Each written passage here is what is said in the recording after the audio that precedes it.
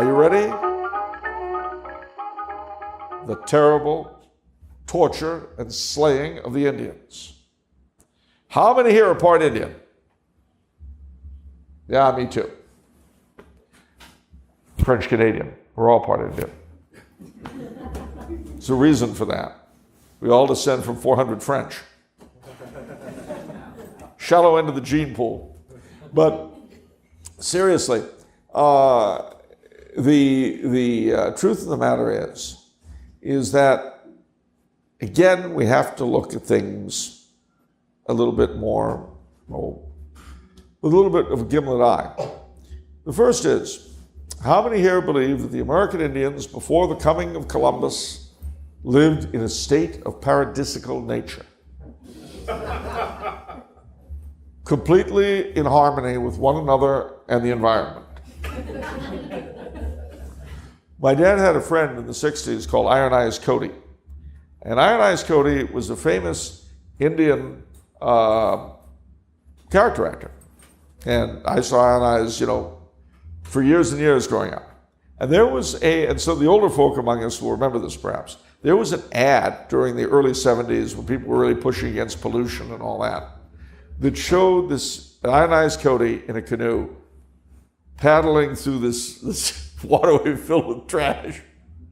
And he's going on, and you see the tear coming from Iron Eyes' eye. It was very effective. It wasn't until years after I died he found out it wasn't an Indian at all, it was Italian. You talk about a shot in the head. I was very upset. I'm glad my father didn't live to hear this. It would have been too much. But no, the truth of the matter is that the Indians, number one, were human beings. I know. It's true. And they covered a vast range of cultures. As we know, the ones in South America and Latin America tended to create much more complex cultures than ours did, at least than were present when the Europeans came. That's a big caveat there. We know, of course, the Inca in Peru, the Aztecs, and their predecessors, the Toltecs and the Olmecs and the Maya and all that in Central America. We, of course, had in the middle of our country the mound builders. We call them that because they built big mounds. That's all. We don't know what they call themselves. And they were very, very advanced for what they were and where they were. But their society collapsed long about the time that Rome did. Isn't that strange? At the same time, the Han China collapsed. There was no causal connection between these three, but it's interesting that they all went around the same time. Anyway, the Indians in the Americas ranged all the way from that sort of high civilization down to extremely primitive, like Tierra del Fuego, or the Indians of our own Utah and Nevada, whom the settlers gave the rather complimentary name of Digger Indians, because they dug for grubs and things like that. In California, our Indians were not very advanced because there wasn't much here to sustain them. Oak trees and rabbits. With no oak trees, with no rabbits, there are no Indians in California. And it's, as you know, Southern California is kind of arid. But they were here. Thing is that they made war with each other on a fairly constant basis, again, depending on where and how. And as for the ecological thing, well, yes, there are a lot of animists, prey to animal spirits and so on.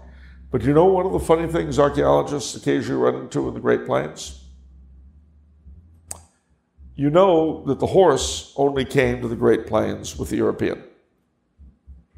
The Indians did not have horses before Columbus came. Curious as to how they hunted the buffalo then? Is buffalo big? You don't want to go out to one of those things one-on-one. They would stampede whole herds over the cliff. That was how they did it. And then they would take away as much meat as they could, but you could never take all that meat away. Now, I mention this again, not to bag on the Indians at all, simply to bring us back down to earth. It's very important to do that. And also remember that they were not, until the 19th, maybe the late 18th century, they were not conscious of being a people any more than the Europeans really are. The first Indian, well, maybe Pontiac, but the first Indian we really know of in North America who thought of the Indians as a single people was a very great man, a very wise man by the name of Tecumseh. He attempted to organize the Indians into a confederation, a confederacy, to stop the onrush of the Americans.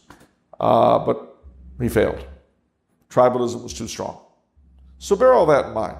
Oh, one other thing you should bear in mind too, and that is that while the conquest of the Inca and the Aztec was extremely, dare I say it, unpleasant, they did not introduce the things that the English brought in their Indian fighting. Smallpox blankets. Ever hear this, ladies and gentlemen? That's how they broke the back of Pontiac's rebellion.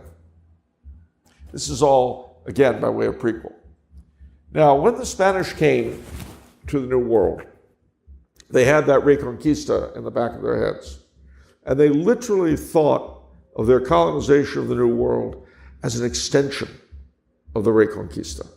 So much so that when they finally got to what is now southern Arizona, what they called the Pimeria Alta, they called that area the northern rim of Christendom. That was what was in their minds. Now, as I mentioned also, it was very difficult to get Spaniards to settle here. You could get some, but not many. Their plan was very different. They wanted to evangelize the Indians, make good Catholics out of them, and make good Spaniards. But what you may not be aware of is that they also intended and succeeded to a great degree to maintain their institutions. So, when the Aztecs were defeated and the Inca were defeated, and especially in the case of the Aztecs with the help of their allies, you know, there were only a handful of Spaniards that brought down the Aztec Empire. The bulk of their troops were Indian. Why, you may ask? Well, the Aztecs had that, I'm sure you've heard of the hearts getting cut out. Yes? No? Don't care? Don't want to see it? All right. Well, we're not going to show pictures, so you're okay. But the whole Aztec religion lent itself to resentment on the part of their subjects. And so when the Spanish came and offered them a way out of that particular kind of oppression, they jumped at it. Then, of course, came the miracle of Our Lady of Guadalupe. Down in Peru, you had people like St. Rose of Lima. The evangelization of the Spanish Americas was pretty rapid, actually. And a lot sincerer than it's ever given credit for. How do we know this? Again, I'll tell you. Because when the conquest was over, and we'll say about 1560, for the next 200 years, the area roughly from the United States to Patagonia was administered by the Spanish with a minimum of military force. 2 or 3 major rebellions, and nothing on the scale of what we fought in our Indian wars up here, or what the Argentines themselves would fight in Patagonia. And there was nothing like that because the Spanish were not keen on wiping out the Indians as the Anglos were. They were keen on converting them and keeping them going. There were Indian towns where they were under their own laws. And more than that, there were Indian nobility. If anybody know what the state of Mexico, the state map of Mexico looks like, the map of the states, you'll see eastern Mexico City, a funny little state called Tlaxcala. Well, the princes of Tlaxcala were semi-independent. They ran their own show under the King of Spain. They had their own college of, Royal College of Nobles where their nobility were educated. And another thing you may not be aware of, Indians educated in the universities in New Spain and in Peru sometimes went back to teach in Spain. If they were good enough. It was a real meritocracy. Now, I mention all this, again, not to say how perfect the Spanish were, but to say how far from horrible they were. Anybody want to tell me the oldest university in North America? Mexico City. That was founded by Charles V, the Emperor Charles V. Anybody want to know whether Indians were admitted? Yes. Anybody interested in when Indians finally got to Harvard? Founded a century later, let me point out. So I say all this because, again, it's certainly true that there were things that seemed terrible and awful to our ears. Because, let's face it, we do not consider religion to be as important as we do civil obedience. Again, I refer to hate speech, but if you think about it, you come on with other things. There is stuff that we will punish you for. It's just we don't think religion is important. Now, contrariwise, the kinds of things that we'll punish you for, they wouldn't have. It's an interesting thing that the anti-abortion and anti-sodomy laws and all that kind of stuff were brought in this country and in England in the 19th century. Why? Because in the original medieval setup that dominated England before then, in the Catholic setup, those sorts of crimes were the church's problem. They were your confessor's problem. They weren't a matter for the state. So you see, it's a question of perspective. If, as they did, you believe that Catholicism is absolutely true, and that those who take the faith from you are condemning you to hell,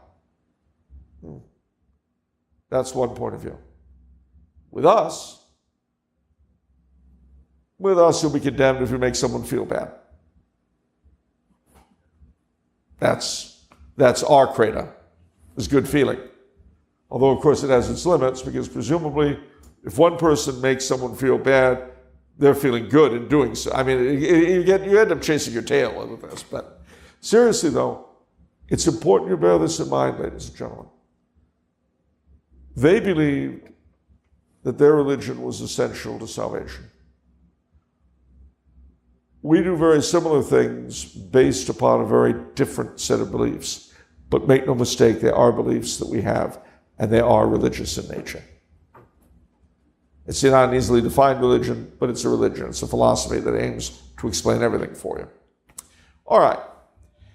So I will say that the church, in dealing with the Indians, dealt far better with it than the English or the Americans did, number one. And number two, that the results were far longer lasting.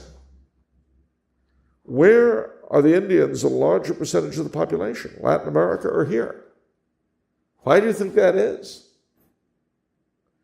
It's because, again, what Spain was trying to do in the New World was not to annihilate its inhabitants to create room for Spaniards, but rather to make Spaniards and Catholics out of the people they found. Now, we may think that was a terrible thing to do, except we do it ourselves. Why do I say this? How much of our foreign policy regarding foreign aid is dependent upon third world countries following our lead in the moral sphere? Everyone does this, you see. They did it for their reasons, we do it for ours. And I would say that before we can throw stones at them, we ought to figure out exactly why it is we do it ourselves. But lastly but not leastly, because we have one more, and the juiciest I've saved for last.